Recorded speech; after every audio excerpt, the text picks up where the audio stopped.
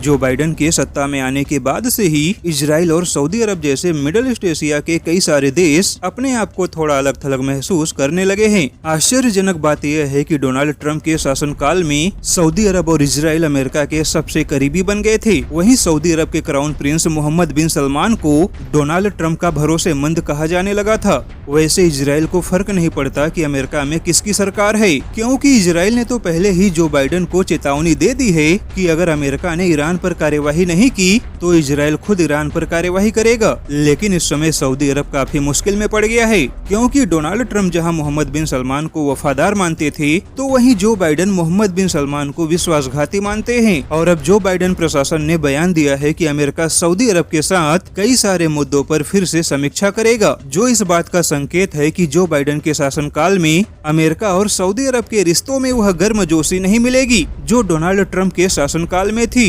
लेकिन अब ऐसे में सऊदी अरब ने वैश्विक राजनीति में भारत को अपना सच्चा साथी बनाने का फैसला किया है, क्योंकि मिडिल ईस्ट एशिया की राजनीति में उथल पुथल भरे माहौल के बीच सऊदी अरब के विदेश मंत्रालय ने भारत के साथ अपने रिश्ते को नई ऊंचाइयों पर ले जाने, भारत के साथ अपने व्यापार को मजबूत बनाने और भारत के साथ वैश्विक मंचों पे अपना सहयोग बढ़ाने की बातें कही है। अब ऐसे में सऊदी अरब का मानना है कि जो बाइडेन के शासनकाल में अमेरिका के साथ सऊदी अरब के रिश्तों में उतार चढ़ाव बना रहेगा, क्योंकि जो बाइडेन सऊदी अरब के सबसे बड़े दुश्मन ईरान को ढील देने की तैयारी में है। अब ऐसे में भारत ही एक ऐसा साथी बन सकता है जो वैश्विक मंच पर सऊदी अरब के हितों की रक्षा करेगा और बदले में सऊदी अरब भी मुस्लिम देशों के मंच पर भारत के हितों की रक्षा करेगा। अब ऐसे में देखा जाए तो भारत सऊदी अरब के लिए भविष्य की नई उम्मीद बनता जा रहा है।